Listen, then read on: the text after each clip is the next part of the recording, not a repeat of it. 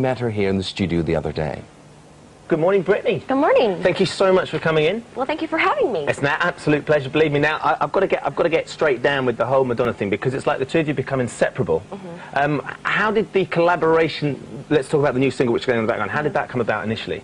Well, I think it started off with the VMA performance that we did. We kissed each other and everything like that there, and I think that kind of sparked the thing for us to you know, go into the video together. Let's not just roll off that kiss the thing so easily. Oh my gosh! Right, whose idea was it? It was her idea, of course. It was not my idea, but I thought it was cool because she's the groom, you know, and I'm the bride, so the whole thing kind of went together. So. Were you a bit nervous about doing it? Yeah, I was really nervous. When she called and asked me to do it, like just the whole performance in general, I was really shocked because I hadn't performed in a while, and I was supposed to be, you know, opening the freaking show, yeah, and I was supposed to, you know, be in the wedding dress and I was, and the whole boy toy thing, and I was very, very nervous. But and then it was cool. On top of that, she said, "Oh, by the way, I want us to snog as well." Yeah, by the way, yeah. And in hindsight, did you expect it to get as much attention as it did? I mean, it was a sensational moment in pop history, don't you think? Yeah, it kind of was. But no, I didn't expect it to get that at all. No. But but obviously, you know, the two of you clicked. Last time we met was back in Miami a couple of years ago, and I remember you telling me the first time you'd met Madonna, and you were actually quite starstruck, and Lourdes had come over to your concert. She said, "Do you want to come and meet my mum?" Yeah. And now, obviously, you're collaborating, you're singing, you're snogging, for heaven's sake. Do you still get a bit starstruck with her? You know what? There's times when I'll be talking to her on the phone and I'm kind of like, I'm talking to Madonna right now. I have that reality thing going on. I'm like, wait, this is really weird. But at the end of the day, she's just like us, though. You know what I mean? She's just a cool lady. But yeah, sometimes you are kind of like... What does her name come up when your phone flashes up? Does it flash up Madonna? Yeah, it does. Yeah, that's weird. Oh, it does. That's so cool. Yeah. I'd love to know the other names you've got in your phone book no. later. Well, the other thing, though, that I thought was quite exciting, I was listening to the radio this morning, and I understand that you're thinking of moving to London, or you've been looking at places in London?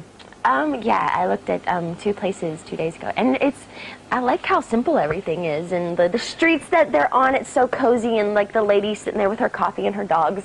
You know, it's just it's so beautiful and surreal. It's very cool, but I haven't actually bought a place yet, but you know. Excellent, that sounds really exciting. Do you think that feasibly you could see yourself moving to London full-time, or would it just be a place to be able to come and stay? I have one more place that I have to look before I decide. If I'm not happy with this other place I'm going to look at, which I'm not going to say, I may move here, so I would love to move here. Because that would be great, I mean, if you came to live in the city, because there's tons going on. But the other thing, to get the complete package, if you did move to London, we'd have to get you a British guy as well, wouldn't we? Oh, yes, that's true. You know, because Madonna's very happy with Guy, Gwyneth's very happy with Chris. Who can we sort you out with? I don't know. What do you think of British guys? I think British guys are great. I think they're very funny. Their sense of humor. No, their sense of humor is, you know, it's different, and I don't know. I like it here, but I haven't met a guy yet, so you haven't met I have to get out more. You do? Yeah, I have to do stuff. Buy your pad, get a social life, go out in Soho, you'll meet tons. Okay, I'm going to do it, my new life. I think it's about 4 years since you first burst onto the pop scene, 4 or 5 years. 4 or 5 years? Oh gosh, okay. So kind of, is that one of the main ways it's changed, in that you have a lot more control over how Britney is seen now? And how Britney's marketed, because you become a sort of a commodity in itself, really, haven't you? No, I don't think of it like that. I mean, you've got a huge entourage. You've got people that you sort of work for you and stuff like that. I mean, you have to separate that. It's kind of like Madonna. There's Madonna, the icon that we all look up to, and then there's the real. And then there's real Madonna that flashes up on your phone and says, "Hey, how you doing?" Yeah. Do you see it like that as well? Do you think that's how you changed? Yeah, I think we both have all different sides to us. I think there's the work side of me where I'm like, I get on stage and I'm like, okay, here I go. I'm gonna be, you know, sex pot right now. And you know, and then I think there's the side of you that's just like, Mama, can you give me some chicken noodle soup, please? You know what I mean? I think we all have, you know, those sides to us. Yeah, absolutely. Well, it's lovely to see you. Well, thank you, you too. New video's fantastic, new song's great. We look forward to more of the same. Okay. And good luck with buying your new place in London. Okay, Can't wait. It's great to have you here. Thank you. Thank you. A bit of